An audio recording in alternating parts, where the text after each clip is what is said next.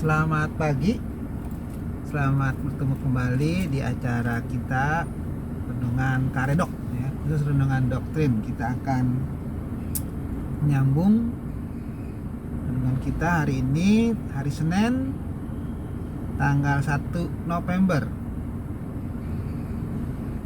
2021. Seperti biasa saya menyampaikan renungan ini dari daerah Bintaro sektor 9 pabrik air Aksogi. Kita akan merenungkan firman Tuhan dari Kejadian pasal 33 ayat 1 sampai 20. Ini satu pasal, tetapi saya nggak akan baca semua ya. Langsung saja dalam pembahasan, karena udah pernah ini ya, waktu itu hanya sedikit menyinggung. Di sini memang judulnya Yakub berbaik kembali dengan Esau ya, kembali dengan Esau. Saya hanya baca beberapa ayat aja. Yakub pun melayangkan pandangnya, lalu dilihatnya Esau datang dengan diiringi oleh 400 orang. Maka diserahkannyalah sebagian dari anak-anak itu kepada Lea dan sebagian kepada Rahel serta kepada kedua budak perempuan itu. Ia menempatkan budak-budak perempuan itu beserta anak-anak mereka di muka, Lea beserta anak-anaknya di belakang mereka, dan Rahel beserta Yusuf di belakang sekali. Dan ia sendiri berjalan di depan mereka, dan ia sujud sampai ke tanah 7 kali, sehingga ia sampai ke dekat kakaknya itu. Tapi Esau berlari mendapatkan dia, di dekatnya dia, dipeluk lehernya dan diciumnya dia. Lalu bertangis-tangisanlah mereka.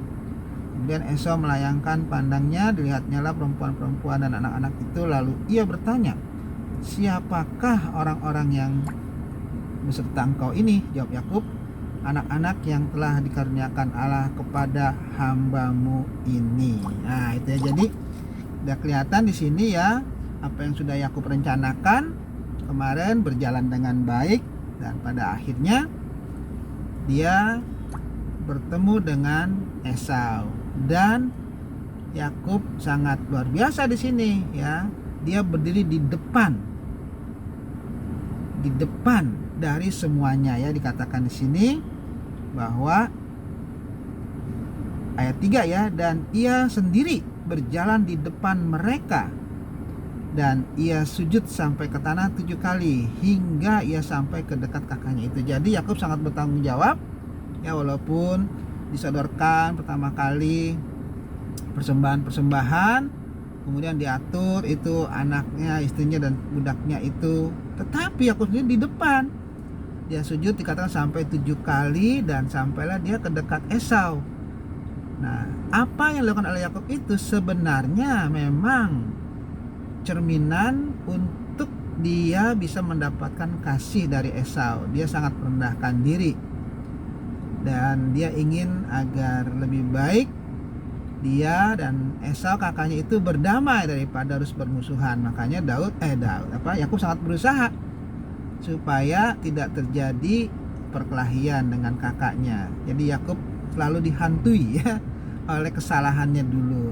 Tetapi rupanya apa yang diperkirakan oleh Yakub itu tidak sesuai dengan apa yang dia perkirakan. Kejadiannya justru Esau datang menemui Yakub, mereka berpelukan, bertangis-tangisan, dan Esau bertanya, apa yang kamu lakukan ini? Itu siapa? Itu anak-anak saya, istri saya yang Tuhan karuniakan, katanya kepadanya.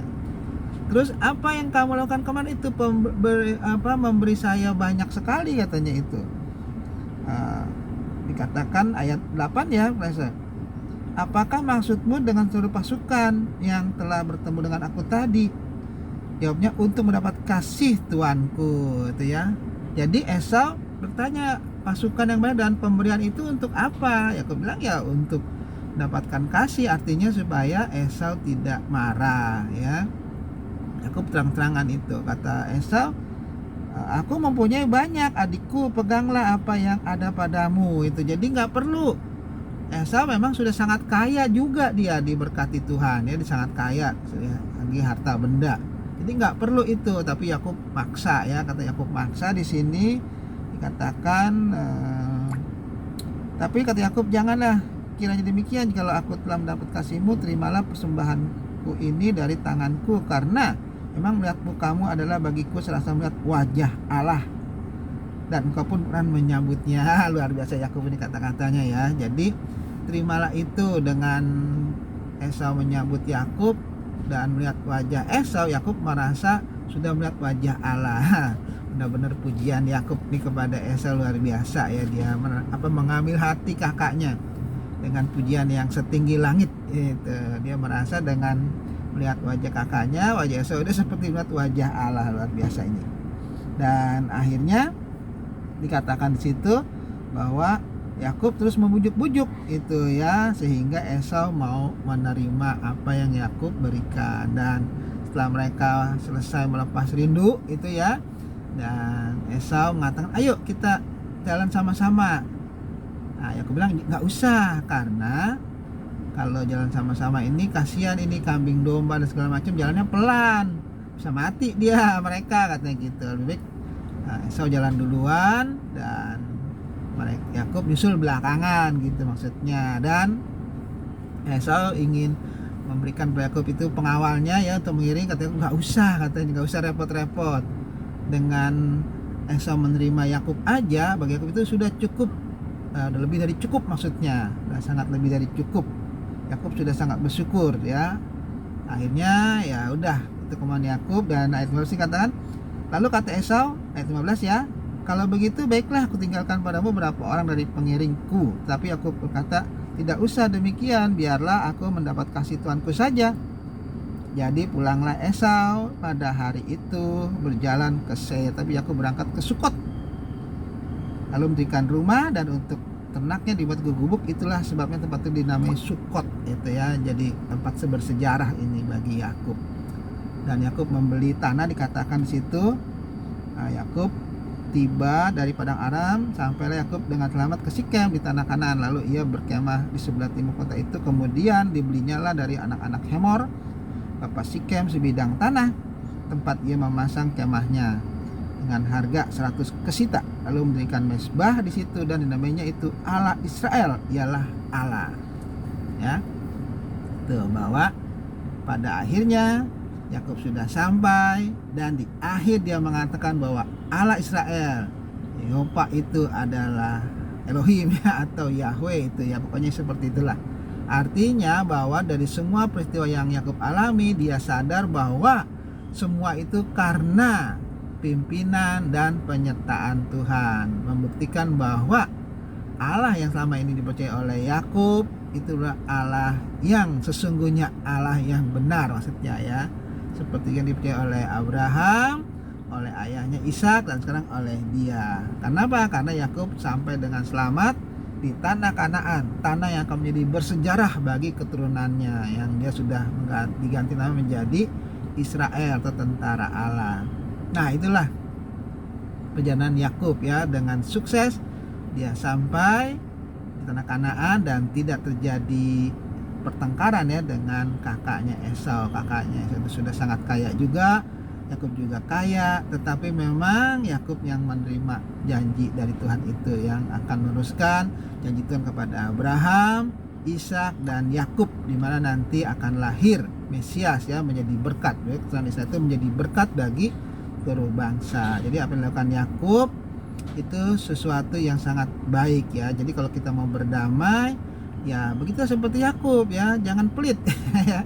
Berikan sama musuh atau siapa itu ya hal-hal yang menguntungkan buat mereka. Yang penting tujuannya tidak terjadi pertengkaran, keributan.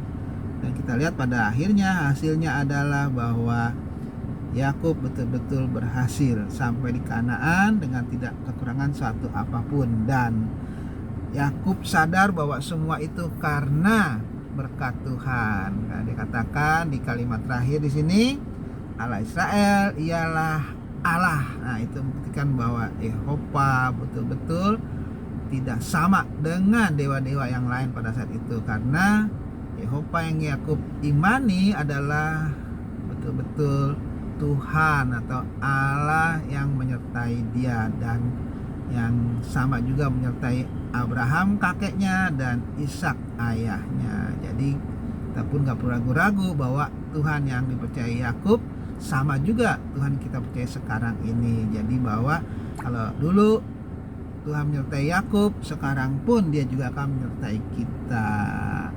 Nah, itu aja firman Tuhan ya. Sampai ketemu lagi di Kadok yang akan datang. Selamat pagi, Tuhan memberkati.